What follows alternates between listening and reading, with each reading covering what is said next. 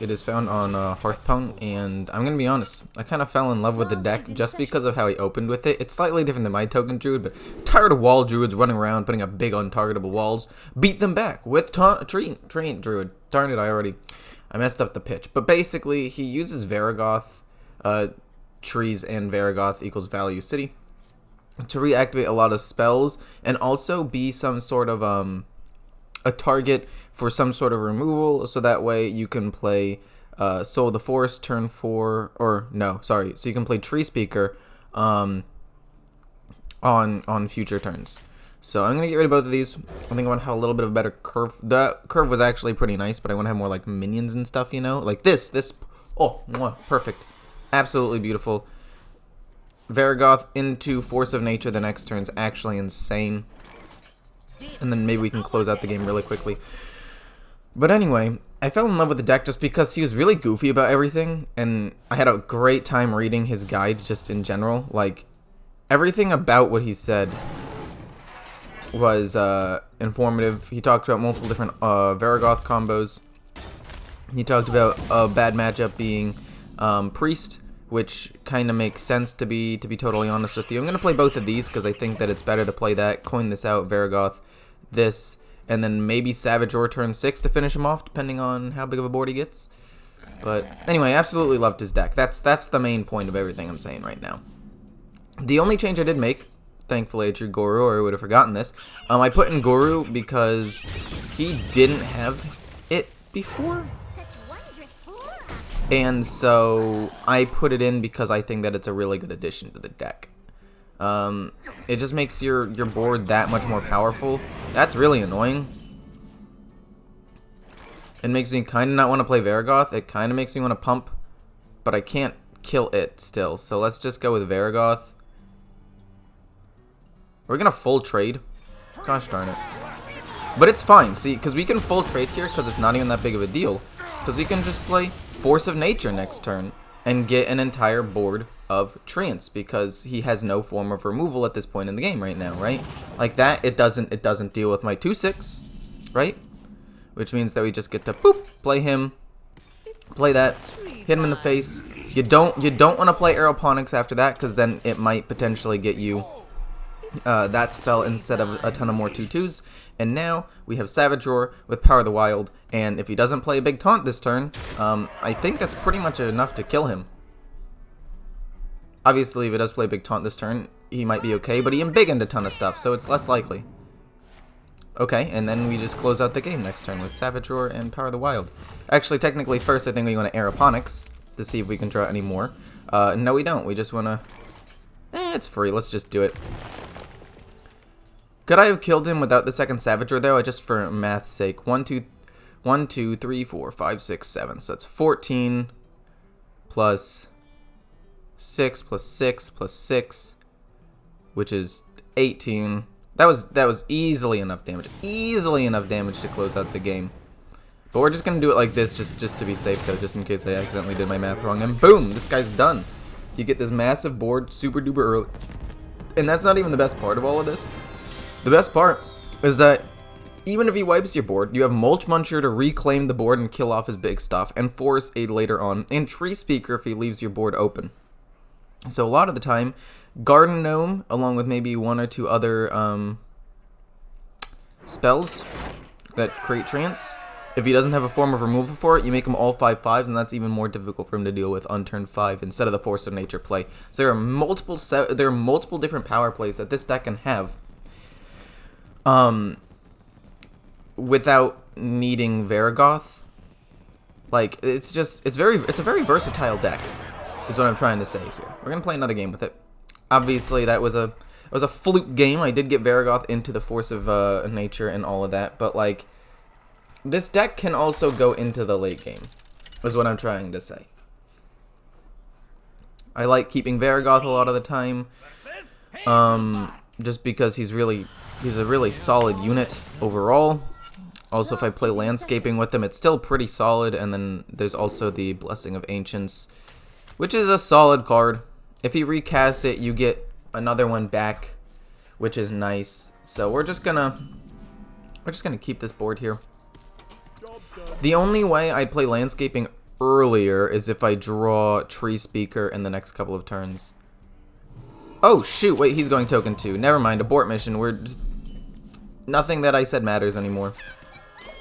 We're basically going to try to need to control the board, do as much as we possibly can early on to control the board, and hopefully not get blown out. My hand was kept into what I assumed was going to be Big Druid. I did not expect a Token Druid. Maybe this guy's running the same exact deck as me.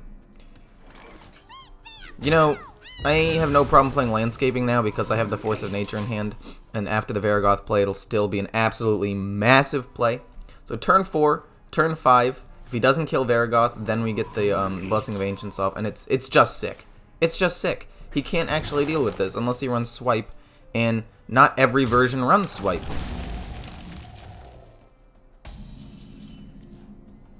There's the Tree Speaker. That's a pretty solid card, if I do say so myself. We're gonna play Varragoth though. Hopefully he doesn't have the Swipe. If he doesn't have the Swipe, that's just a wrap.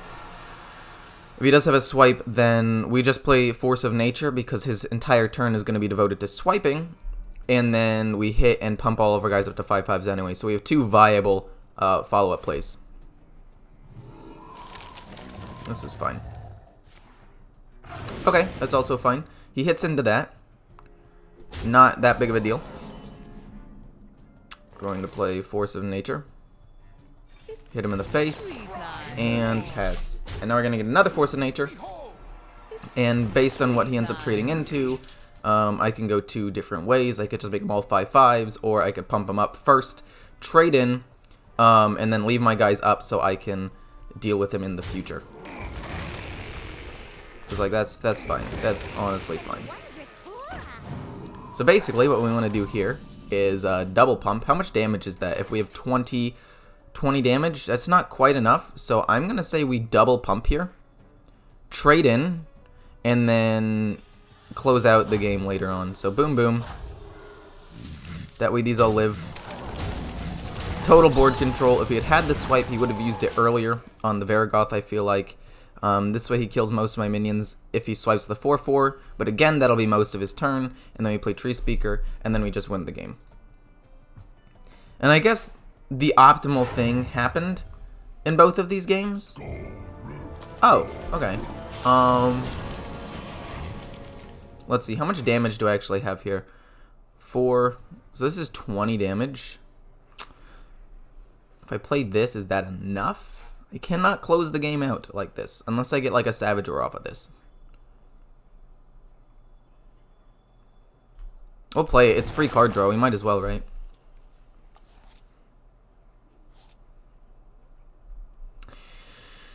Huh. I don't even get to kill it off with that. I think I need to pump once, trade 2 in.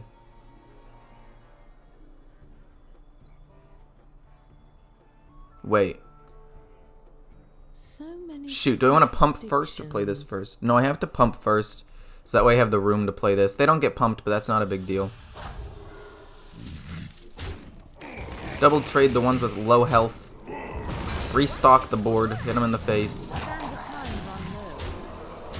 We didn't even need to use the Tree Speaker because we were able to have the double Blessing of Ancients to just constantly apply pressure, but Tree Speaker definitely would have been good at some point too. Since I was able to constantly have board pressure, there was no reason to play it, because I could just keep pushing damage. But this deck is absolutely phenomenal. Oh my god. This deck is nuts. This is probably the best deck I've played in a while. Or maybe that's just because I've had 2 really, really good experiences with it. But, yeah. I know it's after the fact, but I think I should do this now because I didn't do it at the beginning. If you just look at this deck, I've already explained kind of how it goes, but generally your curve goes 1 drops, which are both pretty solid, 2 drop being this ideally. 2 drop or your turn 2 is a little bit slow. It's probably going to be this if you have it, obviously, but if you don't, it's probably just going to be a hero power. Or if you had the Acorn Berry and he kills it, 2 squirrels. So you have either the 2 squirrels, the Shrubadier, or hero power, but this is probably one of your slower turns. Then turn 3. Depending on what you have, this turn's also kind of slow. If you have Varragoth, but nothing else, don't use landscaping. If you're into Big Druid. If you're into like an aggro deck, you might need to play landscaping to just get pressure on the board, which is what I had to do in the second game. But in the first game, if I didn't have the Force of Nature, I could have saved it and played it after Varragoth, and I still would have had a pretty nice board.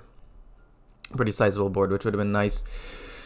Obviously, you have the Garden Gnome combo with the Force of Nature and the Forest Aid in your hand, as well as the Aeroponics, if you don't have any other Trance out on the board right now, or when you play it, because, yes, its cost reduces, so obviously sometimes the Garden Gnome doesn't actually get off its ability. But if you don't have any other Trance on the board, it's still a 5-cost spell. So Garden Gnome can get off moderately consistently. You have the Forest, or the Soul of the Forest, which can actually work well with Varragoth later on if you already have minions on the board and you don't have Force of Nature or anything else in your hand that can, create a board. You can Soul the Forest, double activate that, so if he wipes your board, you're still fine. And then obviously you have the late game with the Tree Speaker, Goru, Force Aid, and Mulch Muncher at any point to really just deal with a big threat on the board. And there are two ways you can play Varragoth as well, just so you know. You can either play Varragoth on curve, but if you can't play him on curve, then I would recommend playing him later on as a combo, like a 4+3 7-mana combo for a ton of Trance, rather than playing him turn like 5 or 6, because if you play him turn 5 or 6, they actually might have a response to the 2/6, as opposed to if you played him on curve, especially considering like your plays before him are kind of weak, so they might have some sort of board control that might be able to deal with the Varragoth, and then you kind of just lose him, which would suck. So what you want to do is you want to either play him on curve when they don't have a lot of responses to him, and then play whatever you can. Even if you don't necessarily have a spell, you can play him on curve, because he's hard to deal with. It'll bait out some removal, so if you do end up having other plays in the future, like you baited out the removal on the Varragoth, so now if you want to play Tree Speaker later on after you get some Trance out, that's still a fine play in itself.